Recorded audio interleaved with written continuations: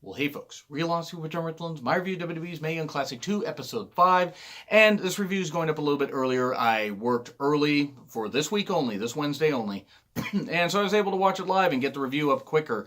The other reviews will probably be up very early Thursday, the 10th, the 17th, and 24th, leading up to Evolution. I do know what the finals are, by the way. I know who's facing off in the finals of Evolution. I'm not going to spoil it. Do not be a dick and spoil it in the comments, please. Do not do that. Even though I think the vast majority, like 99.9% of y'all, already know who it is, because it's really hard to avoid spoilers on these taped shows. But that being said, we're leading into the second round here. Beth, Michael, and Renee on commentary, doing a good job. And we start off the second round with Toni Storm versus Hiroyo Matsumoto. I'm just going to call her Matsumoto because I'm pretty certain I screwed up her first name. I'm going to be a bit biased towards Toni Storm because I love Toni Storm. I think she's been exceptional very early on in her career. What little bit I've been able to see, she did well in last year's Mae Young Classic. I got to see her live at an indie show at the Defy Northwest show in August. Got to meet her. Super sweetheart and really, really good at her craft. I can't wait to see what she does in the future. And Matsumoto lived up to her name as being the Lady Destroyer. That is still a fucking euphemism. I will not let anybody tell me otherwise. But there was some good grappling. Matsumoto did very good heel work, as you would expect Toni would be the more over. Now, it's not that the crowd didn't respect Matsumoto. They did. And there was a really, really cool double knee spot that she did that was just absolutely vicious. She did in her first round match. Toni hit a beautiful fisherman suplex. She's really good at bridging and really good at getting a lot of arc on her moves for being as small as she is. And she really is tiny in person. And nothing wrong with that. She just uses her size to her advantage, and you can tell she really is good in the ring. And Matsumoto also, again, lives up to her name, is really good. This was a good opening match. Nice series of big moves. Thought Matsumoto was going to get the win. Nice, clotheslines. Toni kept fighting back. Toni eventually got this, this sort of victory roll into a bridging pin. Kind of reminded me how Zack Sabre Jr. does his bridging pin. 1, 2, 3. Toni Storm gets a victory. Matsumoto looks upset. I was actually hoping they would have show respect and shake hands and everything. I'd be interested to see Matsumoto work with WWE a little bit. I don't believe she's signed. I think that would be overloading on the Japanese talent a little bit too much.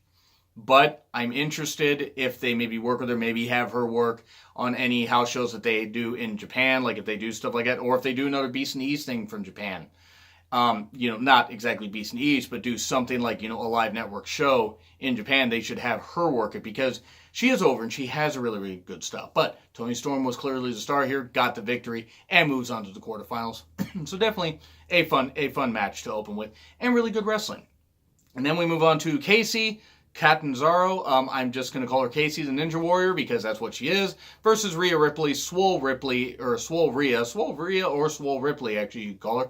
And big shout out to Avalina Tweets, as I know Rhea is, I believe, your favorite in the tournament. I believe she's the one you cheer for the most. Correct me if I'm wrong. I'm not trying to put words in your mouth, but I see you put over Rhea, and I can definitely see why. Rhea was a standout last year. And it's amazing to see the transformation that she's done with her body and with her moveset and everything. She still moves really well, but the muscles she's packed on and the hard edge she has and everything, it really lent a whole lot here, where this is the second match that Casey's had where she's had to literally look up to her opponent. Granted, she's only 5 feet or 5'1", so she has to look up to a lot of her opponents. It's speed versus power. Rhea is super, super strong. I mean, really, and just has this fucking star look about her. At 21, I believe. I don't even think she's 22 yet. That's at least 10 to 15 years you could get out of her. If they have her, stick in WWE, I mean, she's in the NXT UK women's division. But if they use her in NXT also, she's a fucking star is what I'm just trying to say. She's got a fucking look to her. Casey is also somebody who is a star. For somebody that's that tiny, she has the ability to adapt. She botched at one point trying to, jump over the ropes, jump off the second rope and hit a drop kick. She got right back to it, got the crowd fired up, and did that spot. And kudos to her for being a pro. A lot would just sit there, would whine. She did not. Casey did have this one point where she did rotation, just head scissor rotation thing into a DDT on Rhea. It was like Rey Mysterio. I mean, it was that's exactly what it was. It was like 90s Rey Mysterio. It was absolutely insane. And it was just amazing because Casey just literally, it was so quick. I'm just I don't know what to say here. It's this beautiful dive to the outside. Rhea continue to use her strength. Casey almost had the victory, but, Rhea ends up, just hitting that big powerbomb, 1, 2, 3. That was really good stuff. It was like a sit-out powerbomb variation, but she hit that, 1, 2, 3. Rhea moves on, and that was really, really good. Rhea I have an idea who advances to where in the tournament, but I'm just saying Rhea shining at this point. This is perfect. This is what she deserves. And then we move on to a match that I'm sorry was absolute shit. And these women could be, great in the future. Lacey Lane and Tanara Conte is what I'm going to say.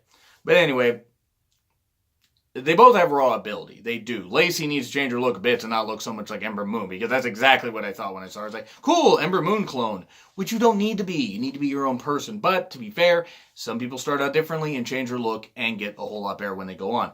There was a bit of good grappling at first, but they both have some raw skill, but they're both not there yet, and they both advanced basically to the second round because they're both signed to WWE. Valana Tweets, you talked about that. We talked at length about how WWE's pushing more of the people that they signed. My thing is, why not showcase some of the ones you haven't signed and maybe you can get them to sign? That's really something you should do. But it was what it was. There was a quick crucifix pin and Lacey Lane got the win, the shock win. Like, okay, Conte's already been signed. She's been on TV already. She was in last year's Mae Young Classic. I'm not saying that Lacey Lane won't be good. This match was not a very good showcase. It was a very quick throwaway match. But now we get to the main event. This is where the review might go a little bit long. This is one you absolutely need to see. If you haven't seen any other match in the tournament, if you're only able to seek one match out to immediately watch, Mercedes Martinez versus Meiko Satomura. I'm just going to call her Satomura because I'm pretty certain I screwed that up. This was fan-fucking-tastic. These two tore it up. I think it was about 10, maybe it was about 11 minutes. I actually been 13 now that I think about it, but this was really damn good. They just tore it up like crazy. Great wrestling, some great arm focus. Mercedes with some arm focus. Satomura with some arm focus. They're really nice armbar submission where Mercedes just managed to use her long legs to get to the ropes. Massive chops. I mean, my God, there was this one chop where I felt it. This stuff was taped back in August, and I felt it. Good grief, this was intense. Mercedes was determined, and Satomura is just very, very good. I see why people praise her. I do recall seeing her, the performance that she had on Nitro, but it's so goddamn long ago that I couldn't tell you much of anything about. But she is really damn good and lives up to her name and the reverence that women and people pay to her. She is really just dynamite. And Mercedes, super over. She is somebody, I think even at her age, I mean, she's in her mid-30s, I think.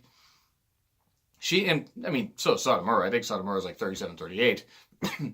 You can sign, I don't think you're going to sign Satomura, but if they sign Mercedes Martinez, if they haven't already, she is going to be somebody they can build around for a while. She can play face, she can play heel. She has the crowd on her side. You have somebody built in that could do some really, really great things. Mercedes shows some heart. It's almost a victory. But, just the scorpion kick by Satomura and 1, 2, 3. The near falls and the stuff in this, it was just Michael Cole called it an instant classic. I'm not going to say this is one of the best matches of the year.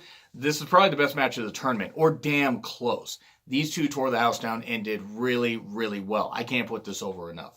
I'm going to say B, because I'll say I'm waffling between B and B+, but, Lacey Lane and Tanara being in there, or Conte, however you say it, them being in there kind of brought it down a bit.